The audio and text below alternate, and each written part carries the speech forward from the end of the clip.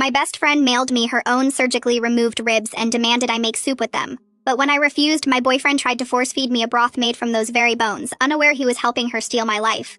To understand this nightmare, you have to see the package that arrived on my doorstep.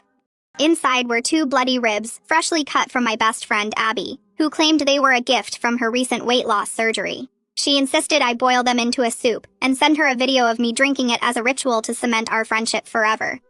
The request was psychotic enough, but then the phone call started insistent, frantic ringing that wouldn't stop until my boyfriend Leo answered for me.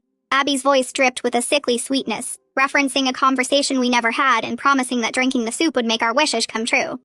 Terrified, I posted anonymously online, and a stranger's reply chilled me to the bone. It is a bone-swapping curse. She is trying to trade lives with you. They warned me not to just throw the ribs away, but to feed them to a living creature to break the spell. I hatched a plan. I bought beef ribs from the butcher, made a decoy soup, and filmed myself drinking it to satisfy Abby. Then, I took her cursed bones to a pig farm and tossed them into a trough.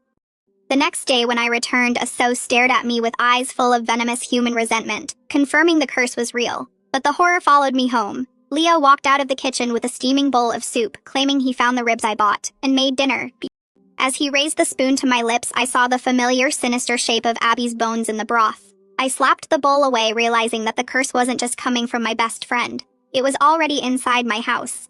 I poured the cursed soup into a pig's trough, expecting nothing but a mess, only to watch in horror, as the sow stood on 2 legs and looked at me with the venomous eyes of a human woman. To understand why I fed human remains to a pig, you have to rewind to the moment I realized my boyfriend was in on the plot.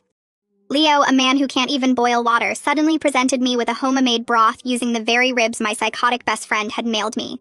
I faked a tantrum about needing white pepper to get him out of the apartment, then frantically swapped the cursed bones with leftover beef ribs. When he returned, I drank the decoy soup while he filmed, catching the undeniable sigh of relief he let out when he thought I had consumed the poison. The next morning, I drove to my uncle's farm, desperate to dispose of the real bones as the anonymous online warning had instructed. I approached a sow nursing her piglets and dumped the thermos into her trough. The reaction was instant and terrifying. The pig didn't just eat, she devoured the bones with a frantic, demonic hunger, crunching them to dust. But as I turned to leave, a sound stopped me cold. Not a grunt, but a human sigh. I whipped around to find the sow standing on her hind legs, staring at me with a look of pure intelligent hatred that no animal should possess. I screamed and fell, but by the time my uncle arrived, she was back on all fours, acting innocent, shaking. I checked my phone to find a barrage of missed calls from Abby, demanding to know if the ritual had worked, confirming that while the pig might have eaten the bones, the curse was far from broken. My phone buzzed with a video call from my best friend at 2 a.m. But the face on the screen wasn't human. It was the half-pig creature I had tried to kill, standing in my uncle's farm, calling my name with a voice that chilled my soul. To understand why I was trapped in a hotel room with monsters closing in, you have to witness the rapid spiral of my curse. Abby had figured out I switched the bones, she called, seething with rage, accusing me of feeding her rib to a pig. I hung up and immediately dumped my boyfriend Leo, who was frantically trying to locate me, only to discover via my security camera that he was breaking into my apartment with a locksmith. Terrified, I fled to a hotel. But the nightmare followed me.